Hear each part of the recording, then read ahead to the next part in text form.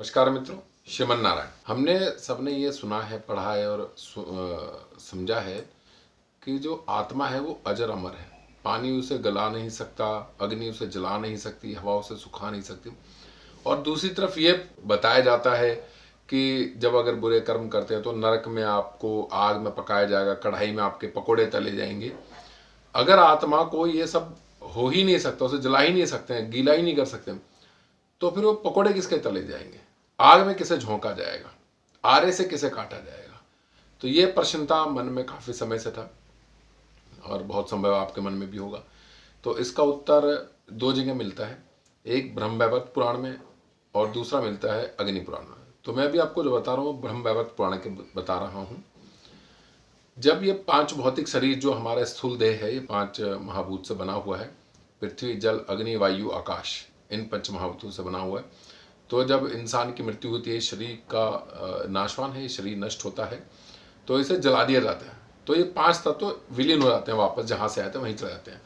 सिर्फ जो सूक्ष्म शरीर है वो जाता है, और जब उसके कर्मों का हिसाब किताब होता है, उसके पश्चात उन कर्मों को भोगने के लिए उसे एक यातना देह मिलती है अलग से।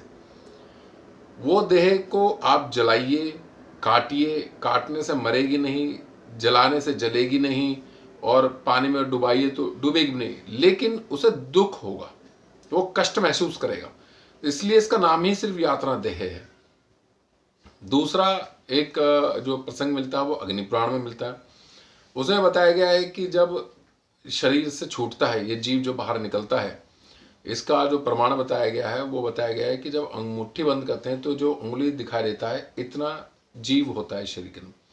इसे ट्रैवल करने के लिए, यमराज तक पहुंचने के लिए एक अतिवाहिक शरीर मिलता है, जिसका काम है सिर्फ ट्रैवलिंग करना। मतलब जब आप मृत हुआ तो जो जीव निकला शरीर से, स्थूल शरीर से जो सूक्ष्म शरीर निकला, उसे यमलोक तक ले जाने का जो जरिया है वो अतिवाहिक शरीर है, उसके थ्रू जाता है। अतिवाहिक शरीर को जो भोजन मिलता है वो मिलता है, जो शौच का टाइम चलता है, 10 दिनों के जो श्राद्ध चलते हैं, उस दौरान आप जो भी मृत व्यक्ति के निमित्त जो भी दान करते हैं, पिंड दान करते हैं, वो ही उस अतिवाहिक शरीर को मिलता है खाने के लिए रास्ते में।